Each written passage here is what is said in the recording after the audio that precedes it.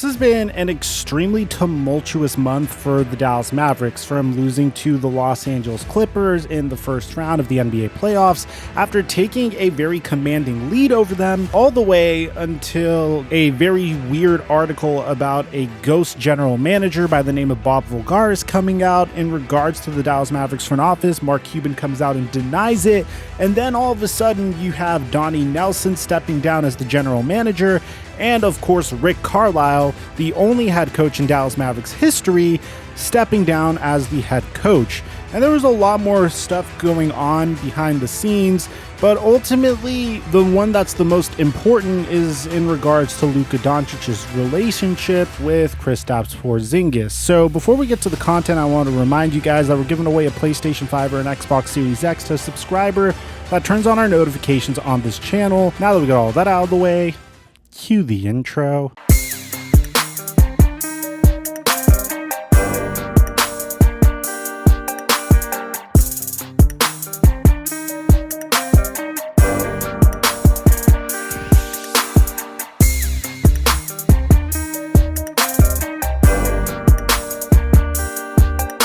Mic check 1 2 1 2. What's going on, everybody? The really strange part about the Dallas Mavericks' situation over here is the fact that in a vacuum, I think that this is a team that's made some pretty shrewd decisions in regards to building around Luka Doncic as quickly as humanly possible. The Kristaps Porzingis trade was a trade that I would do over and over again, and it was a trade that at least indicated to Luka that they would do anything it would take to build a contender around him as soon as possible. What's been strange about this entire situation is last year in the NBA playoffs, Kristaps Porzingis was absolutely remarkable whenever he would take the court for the Dallas Mavericks and was seen as a true difference maker in that series versus the Los Angeles Clippers.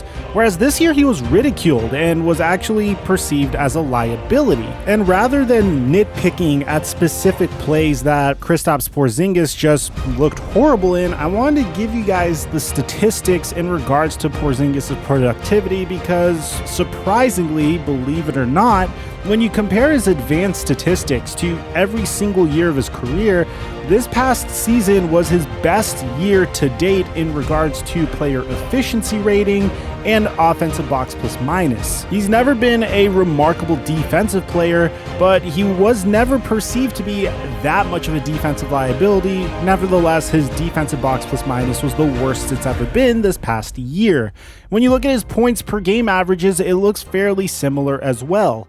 Averaging 20 points per game to go with 8.9 rebounds per game. More or less, he's been fairly consistent, and this past year, he shot 38% from three. So the thing that I've always said about Kristaps Porzingis is that he might not be good enough to form a dynamic duo with Luka Doncic, and that being good enough to take the Dallas Mavericks all the way to the NBA Finals, very similarly to what the Los Angeles Lakers have going on with Anthony Davis and LeBron James. However, I do think he does potentially fill that Kevin Love role or the Chris Bosh on the Miami Heat role. He could be a pretty good third star, but he's not good enough to be a dynamic duo with Luka. Now, here's where things get interesting. There's been multiple reports in regards to these two's relationship, and it's been fairly consistent. We've been hearing stuff about this all year long, whether it was Mark Cuban citing that Luka Doncic and Kristaps Porzingis aren't the best of friends and comparing that to Jason Terry and Dirk Nowitzki not being the best of friends at first and eventually figuring it out, or more recently when Tim McMahon just came out and straight up said that Kristaps Porzingis and Luka Doncic do not like each other. Now, Porzingis' reaction to this was more or less just being ignorant, but if you take a look at Kristaps Porzingis' body language towards Luka Doncic, you could kind of see that there might be something here. And I don't think this is a situation where Luka Doncic and Kristaps Porzingis absolutely loathe each other.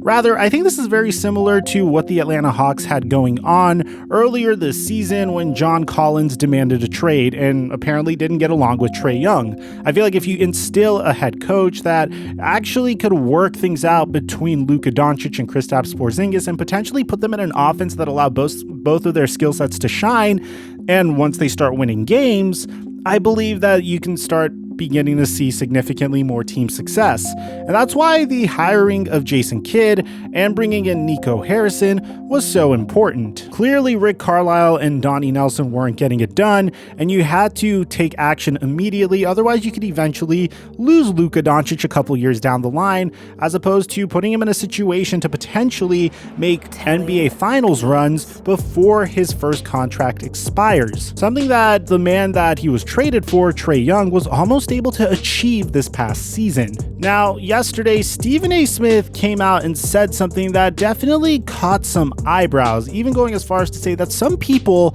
have accused Kristaps Porzingis of being jealous of Luka Doncic. Now, here's the thing. There is no way you can prove this, and another thing is, if you ask Kristaps, or if you ask Mark Cuban, or if you ask any member of the Dallas Mavericks, they're going to come out and deny this. There's no way you could prove whether or not Kristaps Porzingis is jealous of Luka Doncic other than just reading the man's body language, and of course, if you do that, some people are going to accuse you of just being overly analytical. But I do actually believe that, because Kristaps Porzingis was considered to be the guy on the New York Knicks. He was the face of the New York Knicks, and he was putting butts in those seats in Madison Square Garden. Kristaps Porzingis was probably the first bit of excitement the New York Knicks had in half a decade. And although it ended really poorly because Phil Jackson wanted to trade him for some reason, and it just got really ugly towards the end of his tenure there, he ended up getting traded to the Dallas Mavericks, and of course, form a dynamic duo with Luka Doncic. But unfortunately, and I say this all the time,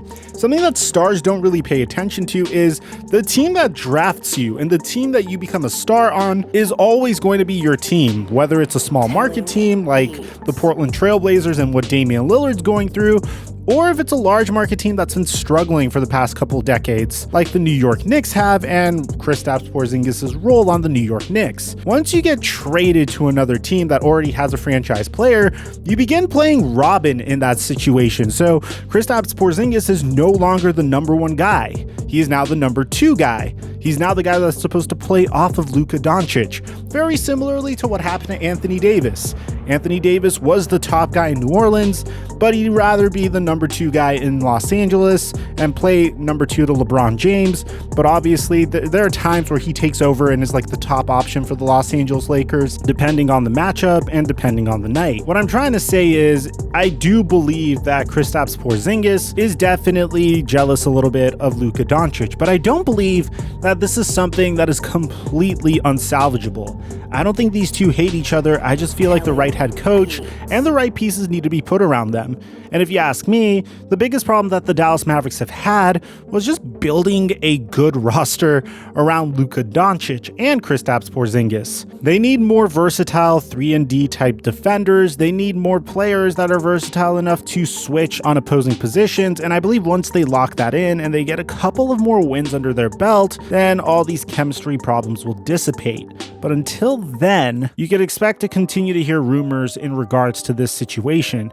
Let me know in the comment section down below what you guys think. Do you think Kristaps Porzingis is actually jealous of Luka Doncic, or do you think Stephen A. Smith is just bored and needs to drum up some type of drama because, well, he needs to get clicks to get paid? Aside from that, I'm your boy Mike, and I'm dropping our mic until our next upload.